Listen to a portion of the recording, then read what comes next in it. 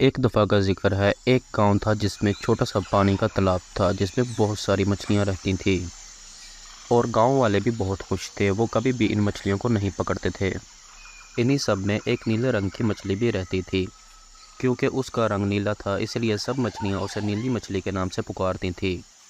नीली मछली बहुत ही समझदार थी और इसी वजह से वो सब में अहम मानी जाती थी। बाकी मछलियां उसकी बहुत तारीफ करती और उस मछली की हर बात मानती थी।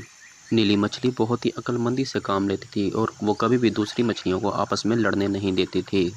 सभी मछलियां उस छोटे से तालाब में बहुत ही खुशी के साथ ज़िंदगी गुजार रही थी।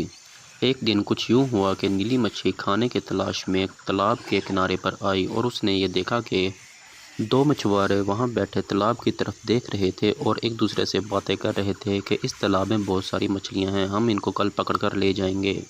नीली मछली चुपके से वापस आ गई और आकर सब मछलियों को सब कुछ बताया कि कल दो मछुआरे आएंगे और उन सबको पकड़ कर ले जाएंगे।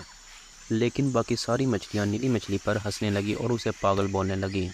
नीली मछली ने उनको बहुत समझाया लेकिन वो ना समझी।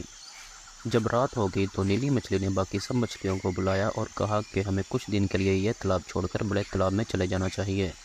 जिस पर बाकी सब मछलियों ने जवाब दिया कि अगर तुम जाना चाहती हो तो जाओ, हम तो यहीं रहेंगे। आखिरकार नीली मछली छोटा तालाब छोड़कर बड़े तालाब की तरफ चली गई।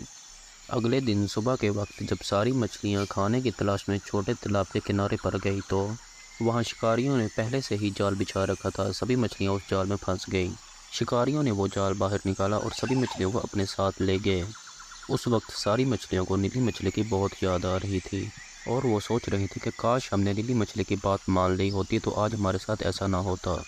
तो प्यारे बच्चों, इस स्टोरी से हमें यह सबक मिलता है कि हमें हमेशा अक्लमंदी से काम लेना चाहिए और अक्लमंद इंसान की बात माननी चाहिए।